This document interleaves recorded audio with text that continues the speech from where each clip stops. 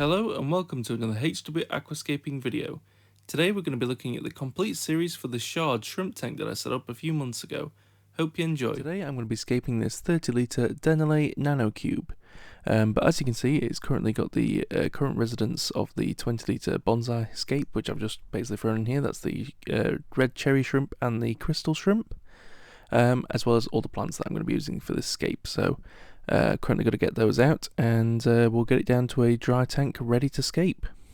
So here are the current residents of the aquarium. I've just got them chilling out here in this jug along with some of the floating plants. I did lose a few of the crystal shrimp when I added them in to my previous scape. However, the cherries have bred, and we have got 4 little babies from those. So that's really exciting news, as well as the nearite snail and the 3 assassin snails that I have in here. So yeah, I'm going to leave these chilling here, quickly get this scaped, and we'll add them in. So let's get to that. So here we have the Dennerle Nano Cube 30 litres. It's all drained down. Now, before this video begins, basically I will let you know that this scape turned into an absolute nightmare. You'll see soon enough what actually happened with that scape, but I'll share the process because, you know, I want you to know that basically not all scapes go to plan, and I'm in no means a professional. So don't feel disheartened if you do have failures. All you got to do is just get back up and do something different. So yeah, so let's get to the scaping. So here we have the stone that I'm going to be using. This is the grey mountain stone, as well as this really nice piece of wood that I've actually made myself. I've used 2 pieces of wood and just silicone them together using black silicone. Maybe a little bit too much, but I actually didn't put enough on the first time and it fell apart as soon as I picked it up. So I'm thinking that this look really nice when I get it in. As you can see, that's a comparison to my hand. But yeah, I'm hoping it'll look really nice when it all comes together.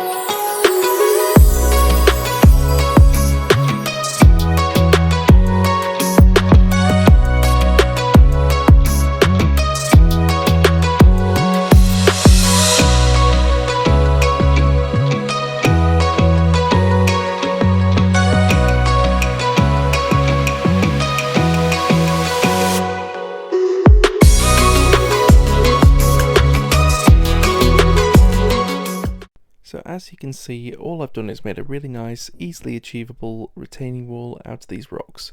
I've left about sort of an inch and a half at the foreground. That's just basically where I'm going to put some decorative sand. And right at the back, I've got a really nice open area where I can put some soil, and then that'll basically leave us a really nice wide open space to put some plants in.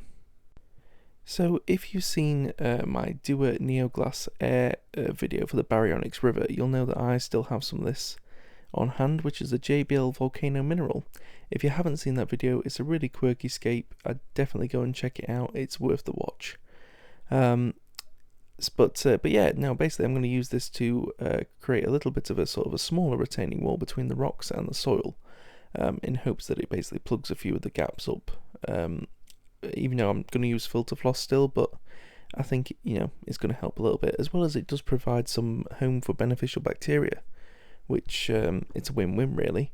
I mean, I'm not entirely sure if the product is 100% effective, or if it's even worth using, but if you want to check that out, I will definitely put regular updates on my Instagram as well as YouTube, so if you want to know the results, I'll let you know if it's worth spending your cash on. And next we'll move on to the soil side of it. So regular viewers will know the soil that I use is the JBL shrimp soil, but if you're new to the channel, the reason I use this in a low-tech setup is basically because the soil leaches less nutrients in the beginning phases of escape.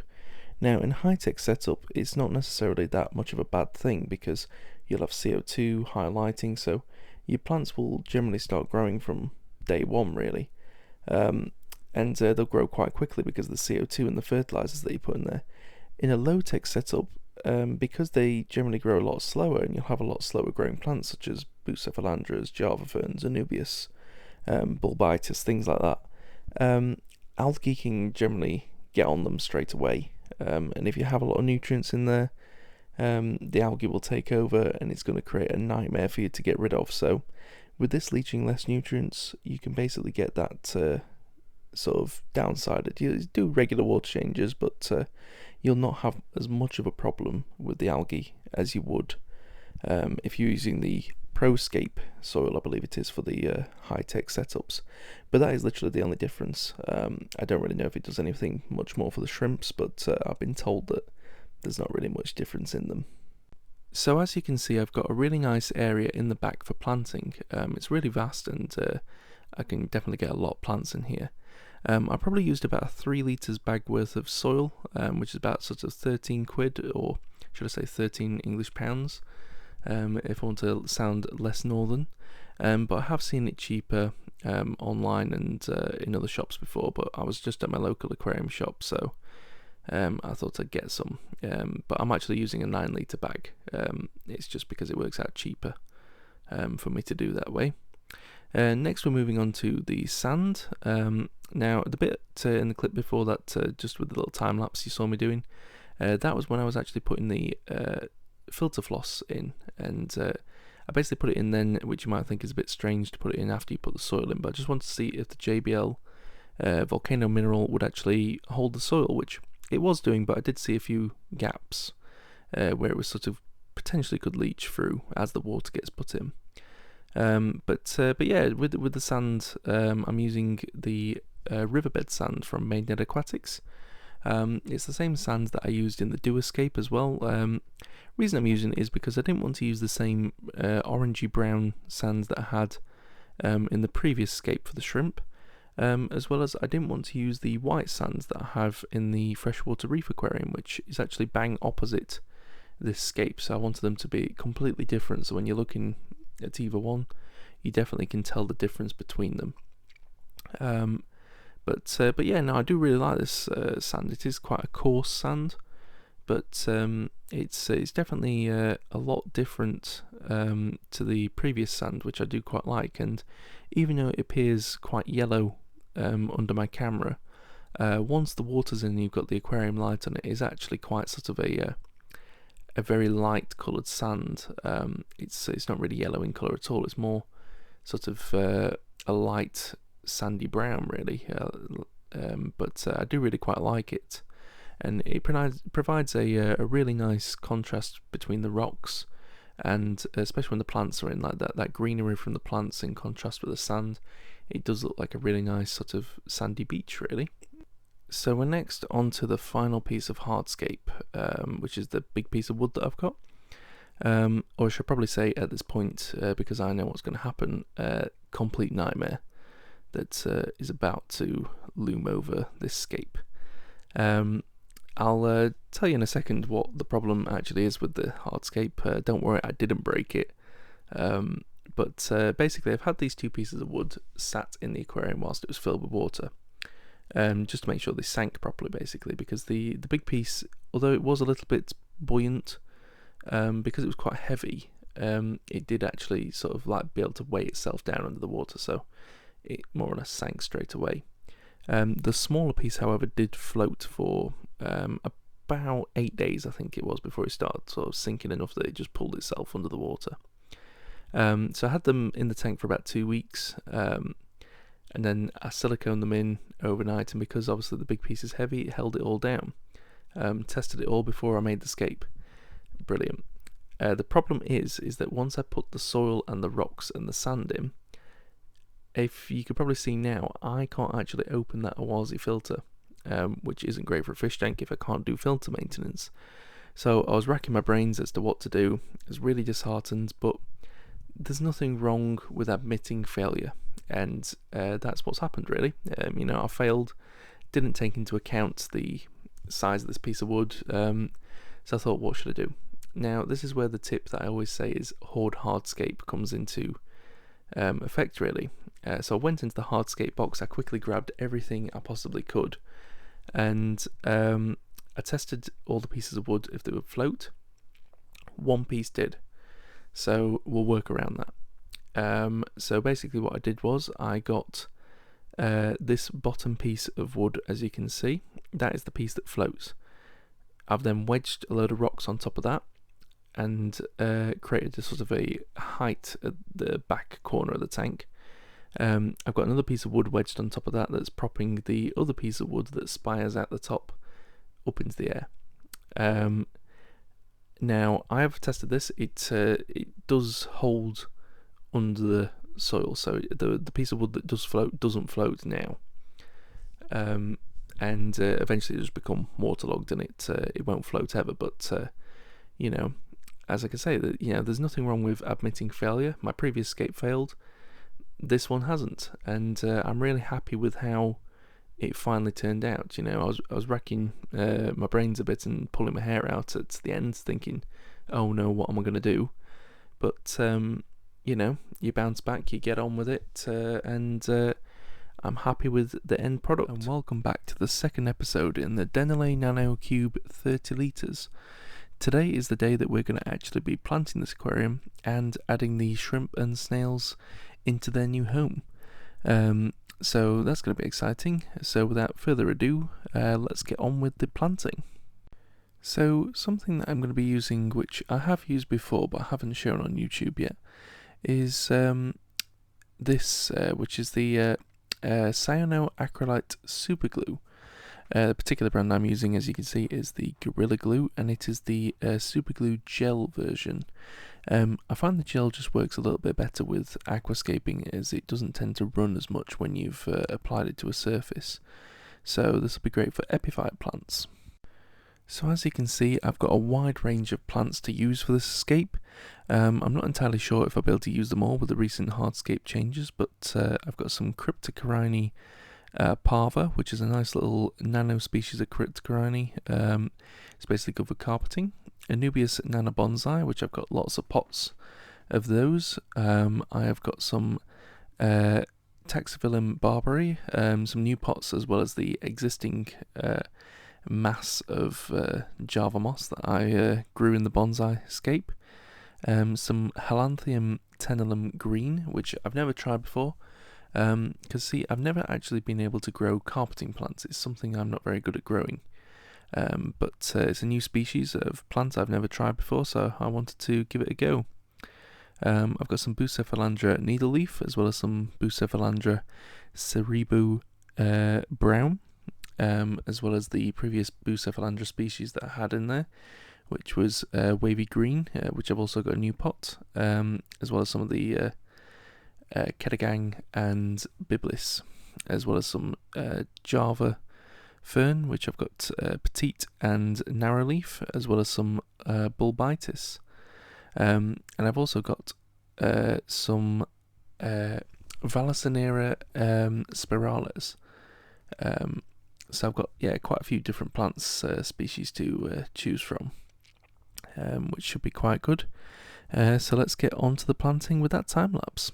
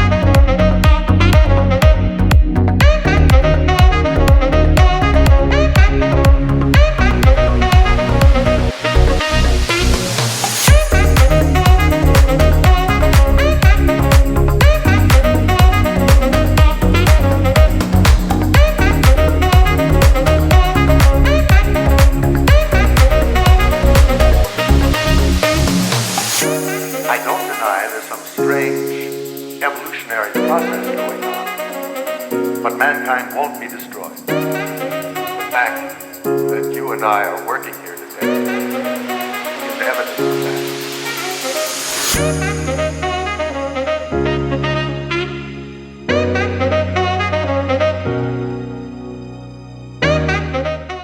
So with the planting done, I've got the tank all filled up, and I think it's right we get the residence in place. So yeah, I've got cherry shrimp and crystal shrimp, as well as one nearite snail and a trio of assassin snails to go in this aquarium for now.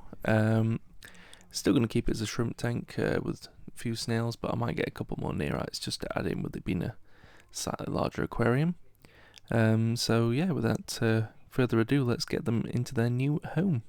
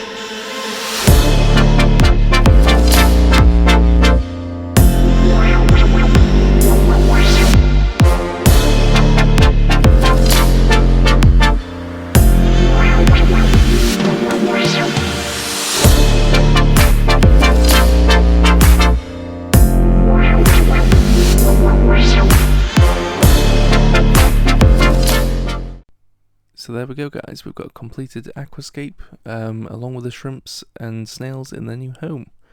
I mean, at the beginning of the hardscape experience, I didn't have much hope for this aquascape, but to see it all nice and planted, I'm actually really liking it now. I'm hoping for some really dense plant growth from the different species of Bucephalandra and the Nubis and the Javaphone and the Bulbitis. When that grows in, hopefully will look really nice as well.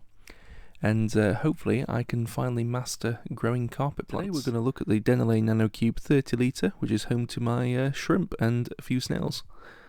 So I have some exciting developments. Number one, if you look just right in the middle of the screen there, little stripy shell, the assassin snails have had babies. And the more exciting news, if you can see it in the middle of the screen, I'll highlight it in a second for you.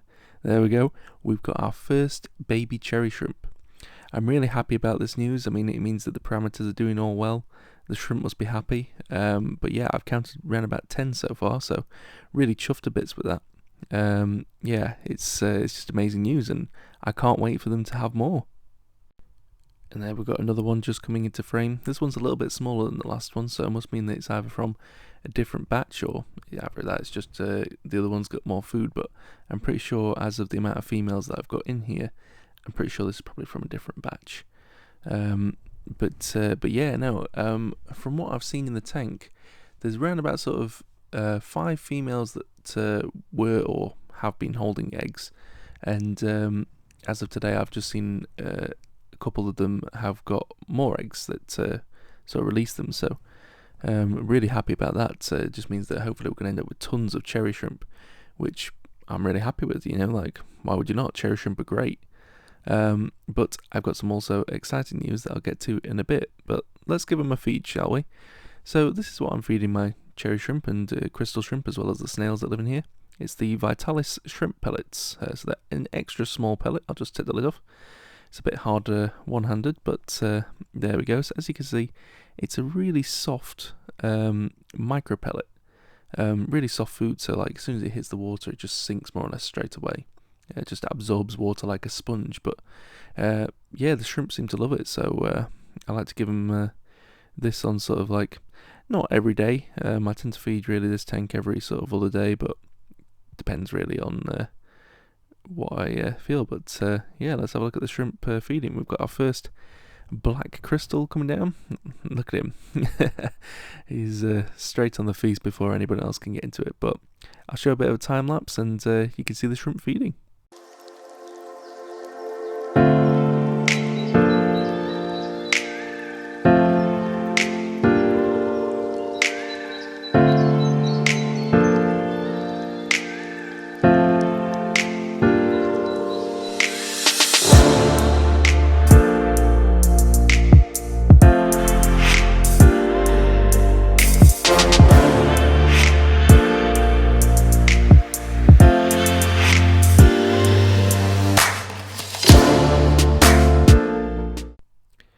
And there we go. I hope you enjoyed the shrimp feast time-lapse there.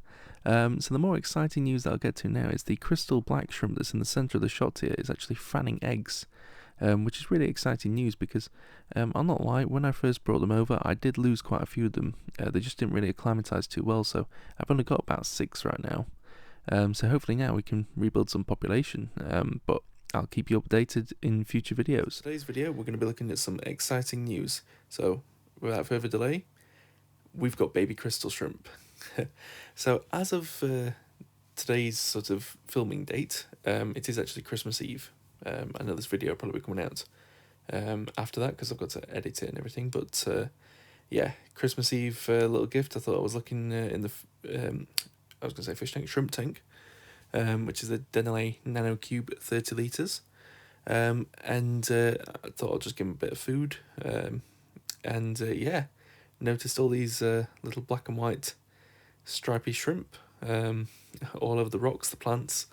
There's absolutely hundreds of them, honestly. Well, I say hundreds. So far, I've managed to count about 20, which is a lot more than the cherry shrimp. When I first counted those, I could only count about 10 of those when I first saw those. But yeah, so far there's at least 20 of the crystal shrimp, which is really great news because, as you know, when I first did the bonsai scape, when I got the crystal shrimp from Pat and Roy, they somehow, not a lot of them acclimatised correctly. So the big sort of batch that they gave me, I lost quite a lot of them. But it's nice to know that they're really settled now, and they're thriving, yeah. These seem a lot more active and bolder than the cherry shrimp did when I first saw them. They were sort of hiding away, so they're a bit hard to see, whereas these guys, they're all over the place. Really great characters to see.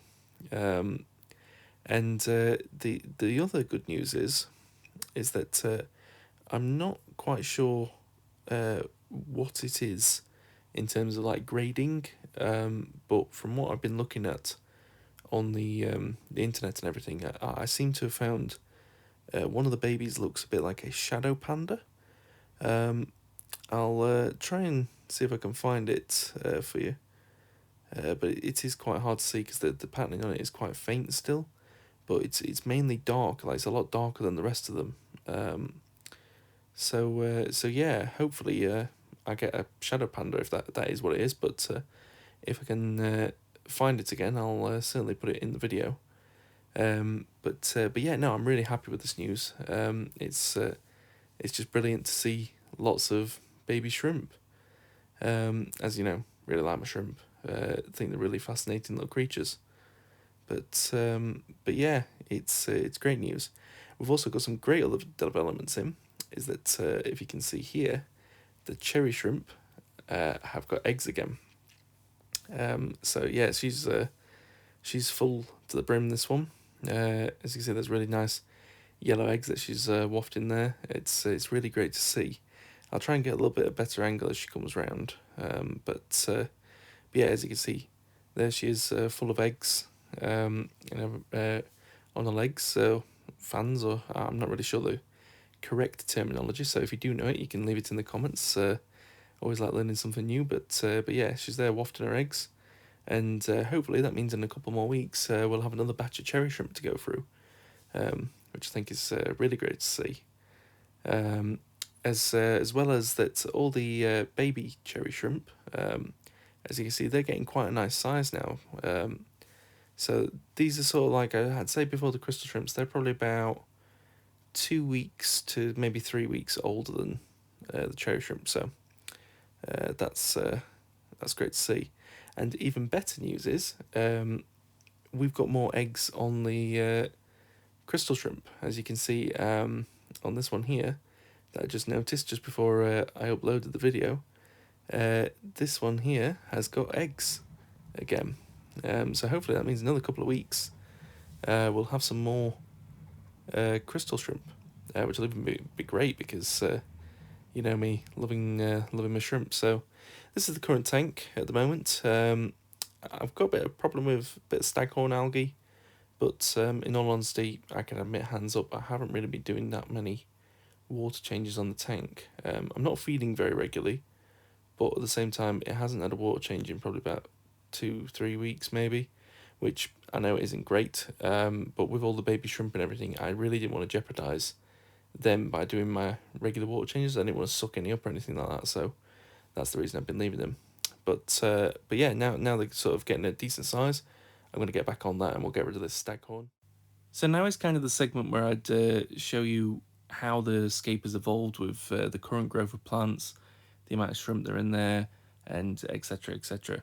However, unfortunately, the footage that I shot of all the plants after they've been growing for around about 9 months that this tank's been set up, unfortunately the footage got corrupted, it's completely lost, and there's nothing really I could do to save this. The downside to this as well is I stripped down the tank during this before I realised that the footage was useless, and now the tank is just basically bare glass with a few plants that I've saved, and the shrimps in there, so it's not really giving you any rough idea. And obviously if you watch my videos regularly, you'll know that the back piece of wood is currently in Spyro's tank.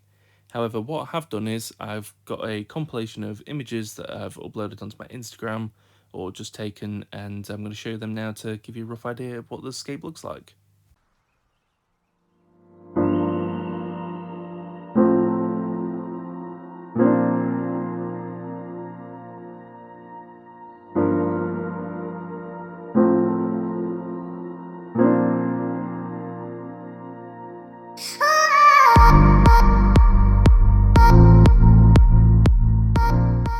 So there you go, I hope those images can give you a rough idea of how well the plants grew in. I'll give you a quick breakdown of what went well and what didn't so. So the epiphyte plants in here, the bulbitis, the anubias, and the bucephalandras, they all grew really well. The Hylanthum tenellum didn't do too well. It grew well for about 2 weeks, but after that, as the other plants sort of caught up and sort of blocked all the light out, it sort of just started to melt away, so I never really replaced it. However, in the 70-litre tank, it is growing really well, so it's one carpeting plant down that I can now officially grow. But yeah, it is a shame that the footage got corrupted of how well the tank grew in, because it looked absolutely amazing. But anyway, this is all from me today, guys. I hope you've enjoyed the video, regardless of the corrupted footage. And if you want to see more, don't forget to like, comment, and subscribe to my YouTube channel. I'll catch you in the next video, guys. Hope you're all well. Stay safe. See you later.